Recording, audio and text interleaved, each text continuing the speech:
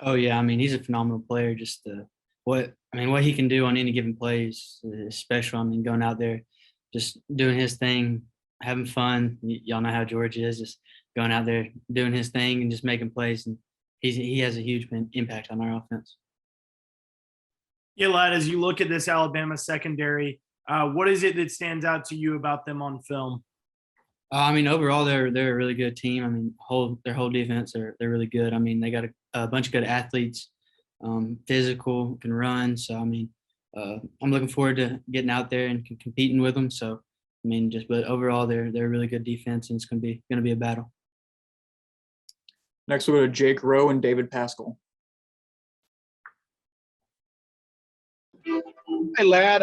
Speaking of George, how has he looked in practice to you? Has he looked like his old self, or is he working himself back into it? What? You cut out there at the end. What was that? I'm sorry. I said, what's it been like practicing? He kind of cut out again, but I mean, he's obviously working his way back in. I mean, it takes a little bit to kind of get his rhythm back, but just going out there and he's the same George. I mean, making plays all over the field, having fun, just letting loose, and I mean, he's gonna be the same no matter what. Ladd, a couple of years ago, you were the Swiss Army knife for North Murray. Last year, scout team. I know you're kind of week by week, trying to focus on it, but do you ever pull back and just kind of pinch yourself about the year you've had and now you're on this stage against Alabama? I mean, it really is crazy. I was talking to my receiver coach from high school, just like it's something special we have going on right here, just kind of going into the SEC championship and just kind of us and having the opportunity we have. It really is something awesome. And I mean, it's something we definitely are not taking for granted. So, I mean, just kind of going day by day and just finishing this thing out strong. A real quick follow, how in the world are you getting all of your family and friends from Chatsworth in? I imagine you only get so many tickets you can use. How on earth are you going to try to fit everybody? I don't know. We'll see. So, I mean, I got my family first and my girlfriend, and then we'll see how everything else goes from that. Thanks. Next, we'll go to Jed May, then Jake Jennings. Yeah, Ladd, kind of following up on that scout team discussion. I mean, obviously Stetson, that's where he started his career. Do you ever do you have maybe a little different perspective on the journey he's taken just from, a guy that started in the same place? Oh yeah, I mean, definitely. It's obviously you want to come in your freshman year. Everybody wants to come in and play, be the man. I mean, because a bunch of kids on our team you're one of the best players, if not the best player on your high school team. So coming in and kind of taking a step back and just kind of taking a year to develop, it's hard at times, but I mean, that's something you got to do, and just trust that it's all going to pay off in the end. So I definitely kind of feel where some of the stuff he went through. So, but I mean, it all works out in the end. Hey, Ladd, we all know how successful Alabama's been and how big of a program that is. Is there something in the air at practice this week that makes it feel a little different, or is it just kind of business as usual preparing for this game? I mean, I would say business as usual. I mean, obviously we understand the impact this game has. I mean, it's huge. SEC championship is always huge. So, I mean, we understand what we got to do and how we got to approach it. But I mean, we're just taking it day by day and having the same mentality we've had all year. Next, we'll go to Chip Towers and Lance McCurley.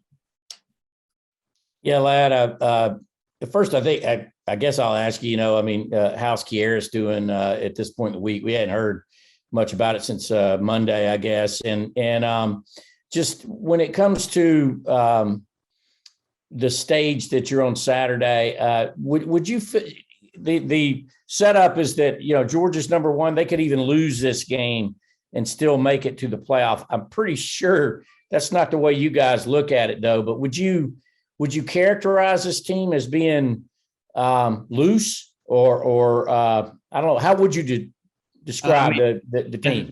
Definitely no, we're not loose. I mean, we're approaching this week like any other week. I mean, we're trying to make a statement. So I mean, just going out there and competing to the best of our ability and just kind of really letting it all out. So I mean, we're not approaching this game with the mindset that if we lose we can still get in the playoffs. We're trying to make a statement and keep this thing going. And again, how's your brother Kearis? I mean, I know when you go to war, so to speak, metaphorically, you want all your soldiers. Oh yeah, I mean he's out there competing, practicing like he always does. So I mean we're confident in him and his ability. So I know he's going to go out there and do his thing. Thank you. Ladd, I apologize for the background noise. I'm in the segment, but if you can hear me, I know you grew up kind of a Tennessee fan with your grandfather and everything, but do you recall where you were? And did you watch that 2017-18 national championship game and then the 2018 SEC championship when Georgia came close in both games? Oh yeah, I mean I really remember the 2017-2018 game.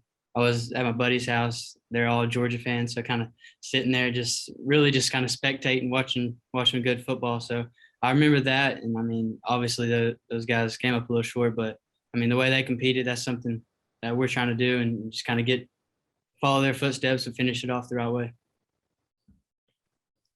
Next, we'll go to Tyler Griffith and Davis Baker.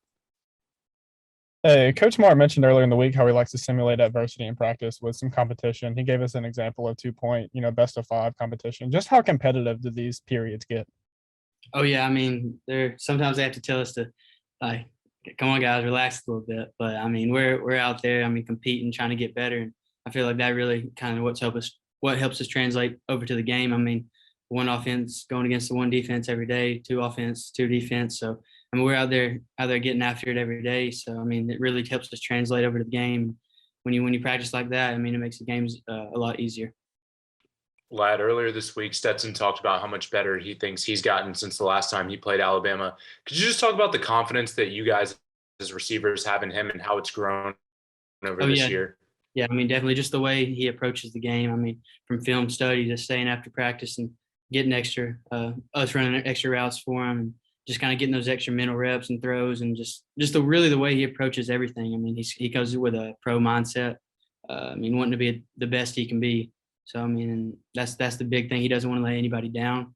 So just him going out there and really his confidence, what's helped him a lot. Just believing in himself and just believing in his ability. So I mean, and we all do too, and he knows that. So I think that's a big thing.